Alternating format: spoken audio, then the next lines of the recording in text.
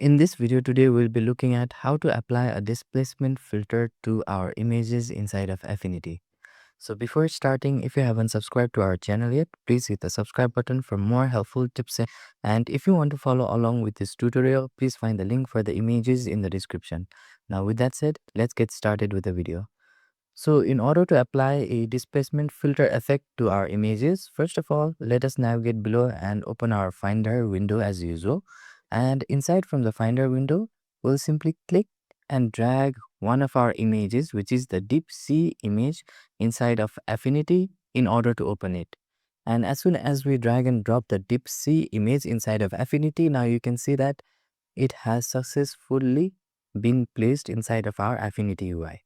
Now, before applying the displacement filter effect, first of all, let us understand what the displacement filter effect actually does in Affinity.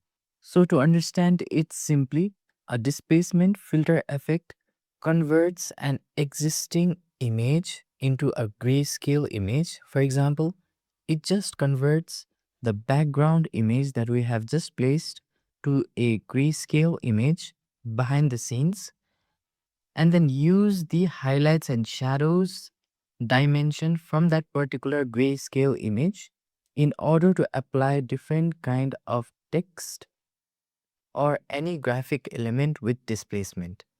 So if we want, we can also use any other images that we want by converting that particular image into a grayscale image when applying the displacement filter inside of Affinity, so that the displacement filter effect will refer to that particular grayscale when applying any graphic elements or text inside of Affinity. So to demonstrate, I'll apply a displacement effect to a text in this particular document. So for this reason, let us add a text here on top of our canvas. I'll simply press the T key in order to select the text tool. And to select the artistic text tool, I'll simply hold down the Shift key and then again press the T key so that it will switch to the artistic text tool that you can see here. Now, after the artistic text tool has been selected, let us simply point click on our canvas in order to add a new text, and then let us type in any text. So for this, I'll type in a text named ocean, and after typing in a text named ocean, I'll simply use a shortcut modifier key of Command plus A in order to select all of the text here. And then by navigating to the top and clicking on this drop down option, I'll increase the value of our text to 288 point for now. And similarly, I'll also change the font type here, and I'll select the font type as Bevas Newy. And after selecting the font type, let us also change the color of the font. And I'll simply double click right here on the fill color and then change the color of the font to white like so. And then press on the close button to commit. Now I'll select the move tool at the top left inside of the toolbar and then reposition our ocean text at the center of our canvas like so. Now after repositioning our text at the center of the canvas, now we have our text ready to be applied with the displacement filter. However, before that, one more thing that we should do is make a copy of the ocean text.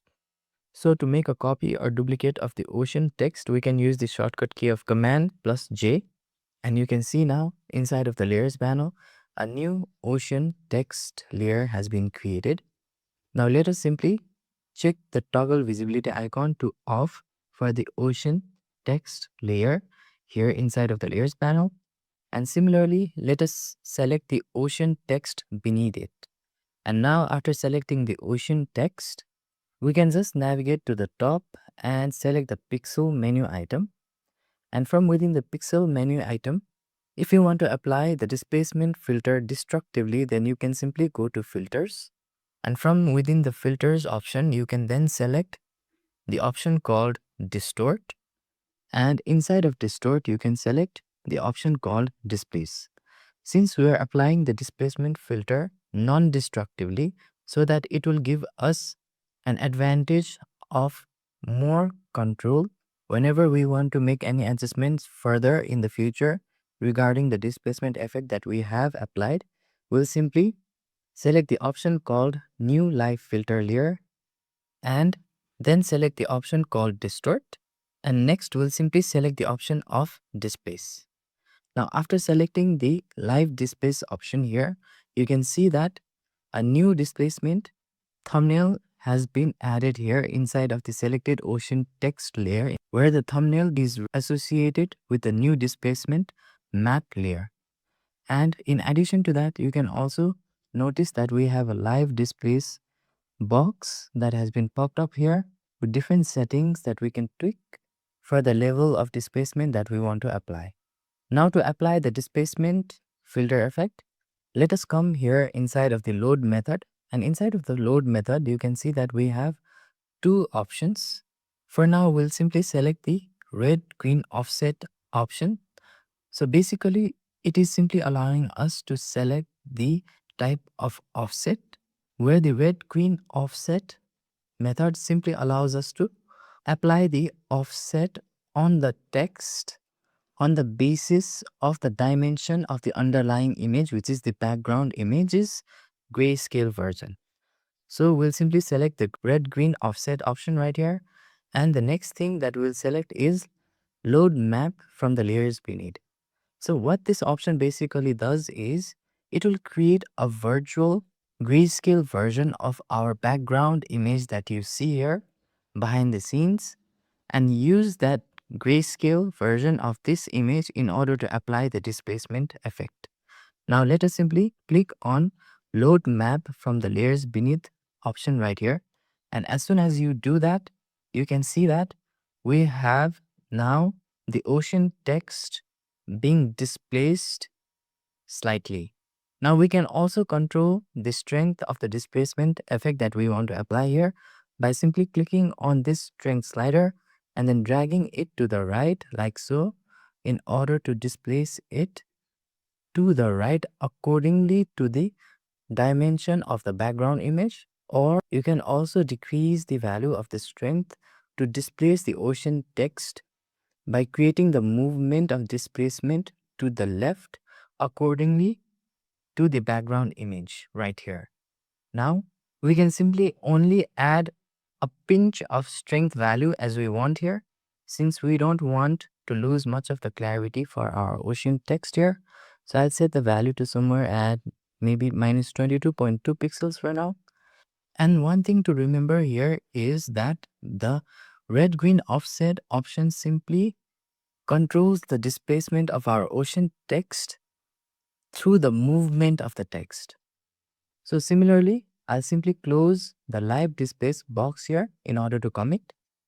And then I'll simply collapse the ocean text inside of the layers panel. Now the next thing that we'll do is click on the toggle visibility icon to hide the ocean text, and again click on the toggle visibility icon of the other ocean text to make it visible. Now let us select the copied ocean text that we have here. And like before, let us again apply a displacement filter. So to apply the displacement filter, this time instead of navigating to the pixel menu item from the top and applying the displacement filter effect, we'll simply navigate below and click on the filter icon right here inside of the layers panel. And if we closely explore here, then we can see that we have a displace option at the bottom right here.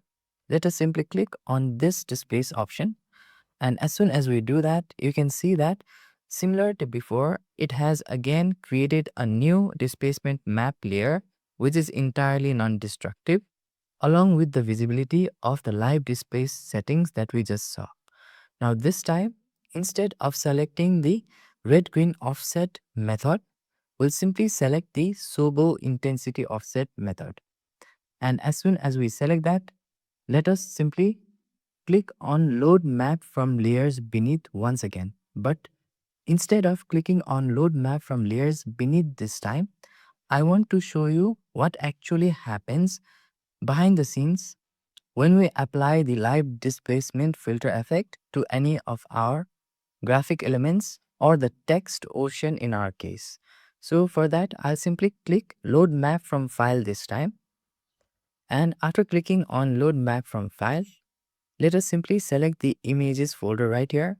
And inside of here, we have the image called Deep Sea Grayscale. Let us select the Deep Sea Grayscale image and then click on open. And now it has successfully loaded that image. And you can see on the left that the displacement filter effect has been applied to our ocean text. So basically, similar to the load map from file, Affinity's algorithm automatically take the reference of the underlying images or layers beneath this ocean layer inside of the layers panel, and then converts everything to grayscale automatically, and then refers and uses that grayscale image in order to apply the displacement filter effect when we clicked the load map from layers beneath option. However, in contrast to that, if we have a grayscale image already created, then we can simply click on the load map from file and select that grayscale image in order to apply the displacement filter effect, which we did for the Sobel intensity offset method. Now, in contrast to our red-green offset, the Sobel intensity offset method simply diffuses our text, as you can see here, in reference to the background image. So if I increase the strength, you can see that the text slowly and gradually starts to diffuse all over around the image like so. And if I simply decrease the strength, now you can see that the level of the diffusion starts to decrease slowly and gradually like so. So this is the difference between the Sobel and red-green offset. That is, so the Sobel intensity offset simply affects the diffusion of the text, while the red-green offset simply affects the movement of the text by referring to the highlights and shadows dimension of the underlying background image. Next, you can also check this option called scale to fit if you want to keep your text size proportional throughout. If you want to preserve transparency when applying the displacement filter effect, then you can simply check on the preserve alpha box right here. However, in this case, right now, there is no such issues of losing transparency. Therefore, I'll simply uncheck the preserve alpha option right here. And in order to commit, I'll simply close the live displace box. Now, let us collapse the ocean layer at the top in order to hide the displacement map layer and check out the comparison of both the sober offset as well as red-green offset. So this is how the sober offset affects our text when applying the displacement filter. And let us simply toggle the visibility off for the ocean text and toggle the visibility on for the previous ocean text. And this is how the red-green offset affects with the displacement filter to our text ocean. So I hope you understood the concept of the displacement filter in this video. If you find this video helpful, please click on the like button. And for more helpful tips and tricks related to Affinity, hit the subscribe button. Thank you for watching this video and see you on the next video.